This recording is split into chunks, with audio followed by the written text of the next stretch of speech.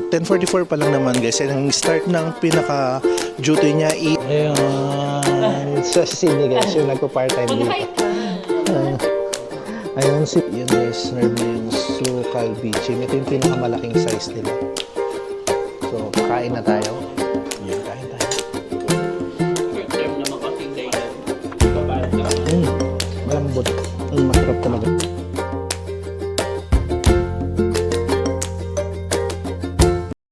What's up guys? Welcome again sa akin channel and we are back for another short vlog. And for today, ayan, kasama ko yung ibang mga Pinoy student naglalakad. And ang agenda namin ngayong araw is to support Sydney dahil nag-aano siya ngayon, nag-aarobate sa isang restaurant dito sa South. Ay, dito sa may bandang Kimchon. And malapit lang siya sa school. Ito yung pinaka-service niya guys, ginagamit ni Kevin. Yung bike, papunta doon. Kasi kung lalakarin mo siya parang around 15 to 20 minutes sa paglalakad, kaya nag-avail siya ng bike para maging service niya. So ngayon naglalakad kami papunta doon and titikman natin kung ano yung mga binebenta nilang foods doon sa restaurant na yan. Ayan. 10:44 pa lang naman guys. And ang start ng pinaka-duty niya is 11:30, so may oras pa naman, kaya dahan-dahan lang kami naglalakad. So yung place nga pala nung ano niya is doon sa may Gongwon or Park. Actually like kung naipapakita yun kung saan nandoon yung mga cherry blossoms dati. So ayan, dinadaanan din natin tong Gyeongbok College. Lagi nyo naman nakikita yan sa vlog ko guys, na dinadaanan namin yan. So napakalapit lang talaga.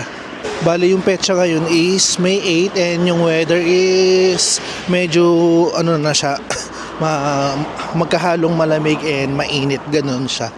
So ayan na yung lugar namin guys, Berry Province. So yan lang yung mga ginagawa namin minsan. And today is Friday, so wala kaming pasok until Sunday. Ang pinakapasok namin kasi sa Kimchon University is Monday to Thursday and 4 hours lagi yung ano namin. So mayroon talaga kaming time to do a part-time here. And nasa amin na yun kung saan kami makakahanap ng magiging part-time namin. So yung mga part-time na available usually dito is farm, restaurant, and even sa mga Pyeongjong or convenience store, pwede rin kami mag part-time doon. Yun nga lang, sa mga convenience store, kailangan mo ng TOPIK level 2 or Korean language test na nakapasa ka ng level 2 para makapag trabaho ka doon. Kumbaga, kahit pa paano, yung kailangan na nila ng basic language na nakakaintindi ka talaga sa mga convenience store. Pero sa mga restaurant, wala naman silang nire-require na ganun. Kaya pwede kaming mag-trabaho doon instantly, ganun. So ayan, papakita ko sa inyo yung paligid na nilalakaran natin. At yung iba, nandun pa sila. Nahuli na. Sa susunod na linggo nga pala guys is our final. So magkakaroon kami ng final exam. Doon nila ibabase kung magli-level up kami. So ako level 2. So doon nila maano kung meron mga babagsak ba or magli-level up. So medyo abala din kami sa paghahanda or yung pag-review para kahit paano makapasa kami. Ayan. May mga student din na parang nasabihan na may chance na bumalik kasi medyo pinapriority nila kasi yung pag-aarobite o yung pagpa-part-time. So napapabayaan nila yung pag-aaral nila. Kaya yun, medyo nakakalungkot lang din minsan na ano. So nasa sa inyo naman yan kung mag-e-effort kayo para hindi masayang yung tuition fee na ibabayad nyo, lalo na karamihan sa mga student dito talaga is nagpa-part-time. Medyo nakakapanginayang lang kung babalik ka ulit kasi syempre paulit-ulit yung bayad mo nun. Ayan. And meron ding event na mangyayari. So hindi ko rin alam kung ano yung para saan yung event na yun. Meron silang mga special guests na in-invite. So isasama ko kayo pero separate vlog na yun kasi the next week din siya, actually May 13 to 14. So nasakto rin sa pinaka-final exam namin. Ayan na yan, maglalakad pa rin kami guys. Diba? Yun lang. And makita-kita tayo dun sa restaurant kung saan nagtatrabaho si Sydney. Ayan, malapit na tayo. And yan, yung lugar guys. Oo naman, kakain kami doon para to support. Kain lang, pero kayo magbabayad. Oh, ikaw ang magbabayad talaga.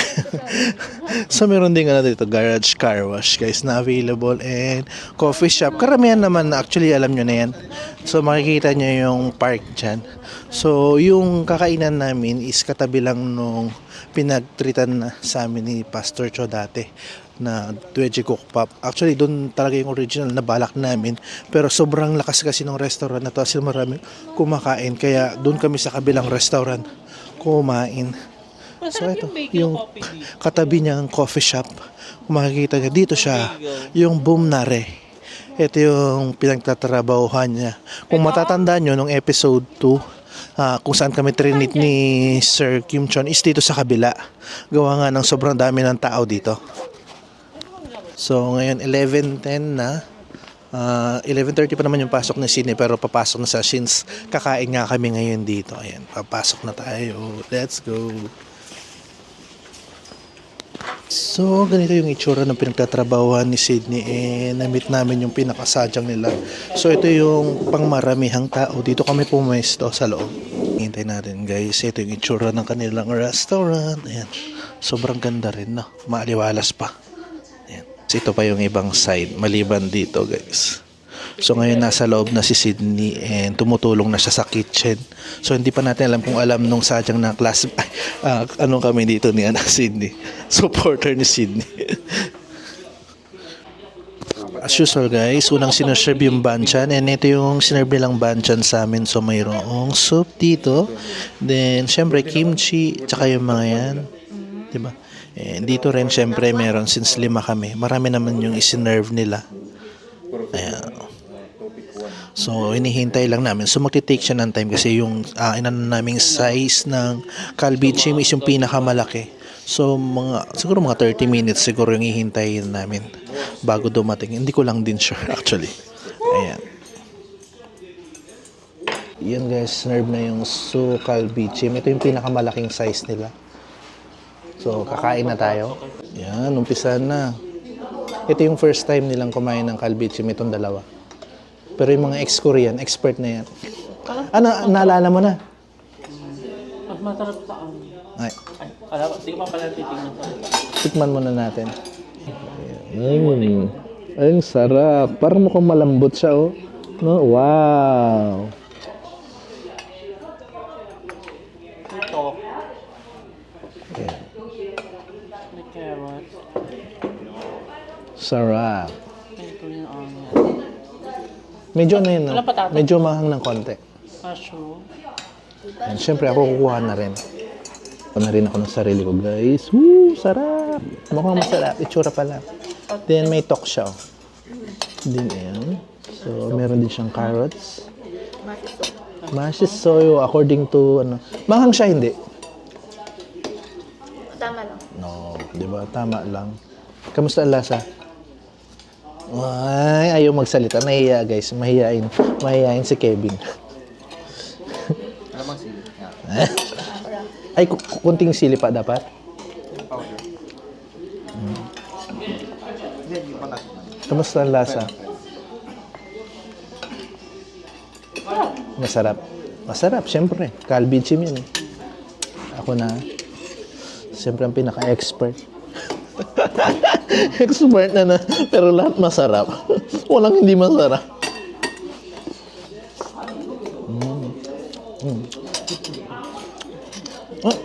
Manghang din, ah. May mushroom siya, oh. Favorite ni Kevin, mushroom.